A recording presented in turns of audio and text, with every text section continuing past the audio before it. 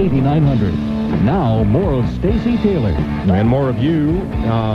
Dave from Bloomington, you're on WLS. Yes, hi. Hi, Dave. I can make a comment on Roseanne Barr, but first I wanted to briefly disagree with all these people that they think that their government has some knowledge about POWs regarding Vietnam. I'm going to offer an inductive argument here. I don't know. I'm just speculating because when Carter took office, he had a perfect opportunity to uncover the whole thing. He would have become a hero, and he could have blamed the Nixon administration because it was Kissinger that engineered those talks. Right. That dealt with POWs. And if Carter failed to do so, Reagan could have come in and made a fool out of Carter, and he would have been the hero. So, I mean, given that, I really don't think our government has much of a motive to be covering this up, unless they have that fear of going back to Vietnam in combat and getting involved again. But then again, Reagan would have loved that. Well, yeah, I know, but for Reagan to have loved that, he would have also probably had to turn around and pay the reparations that were owed the Vietnamese as part of the Paris Peace Talk Agreement. All right, that's one of the obvious things. Nixon was willing outright to pay those reparations, but he was blocked by Congress because Congress was upset because they had heard that POWs got tortured, so they kind of reneged on that. So it wasn't Nixon, it was the Democratic Congress. And another thing, all these people are blaming, they always point to the U.S. government. What about the dirty, stinking Vietnamese government? Hey, well, look, I think people never there's enough mention them, you know? Well, you know, but that's understood. That's understood. The movement was in bed with the Vietnamese. The anti-war movement was in bed with the Vietnamese. Yeah, the Vietnamese communists, not the patriotic ones who, want to keep their country free.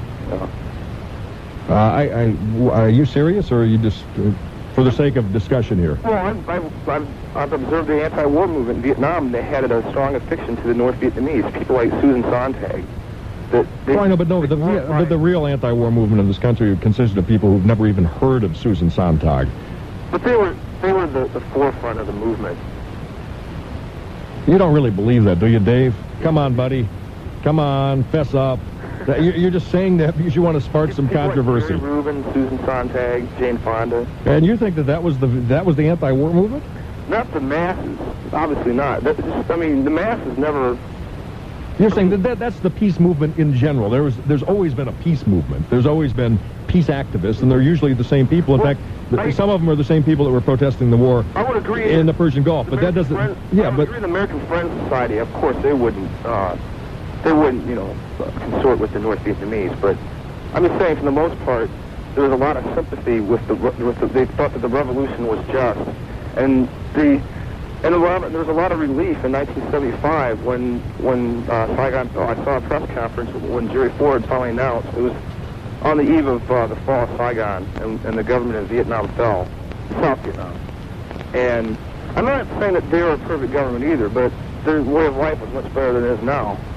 What I was going to say is that when Jerry Ford announced it was like a room full of press conference that the war was finally over, as a result of the fall of Saigon, there was massive applause. So they were actually cheering the North Vietnamese conquering the South. Well, because that meant the war was over. But look, so you're saying, let me see if I get this straight. You're saying that you hate the government of Vietnam. You think the whole peace movement was in bed with the government of Vietnam, the communists, and yet but you don't believe the communist government of Vietnam just might be holding some Americans against their will? Well, they might, but I think that they do everything they can to keep it from our government. Political correctness. Knew about it, at least our top officials.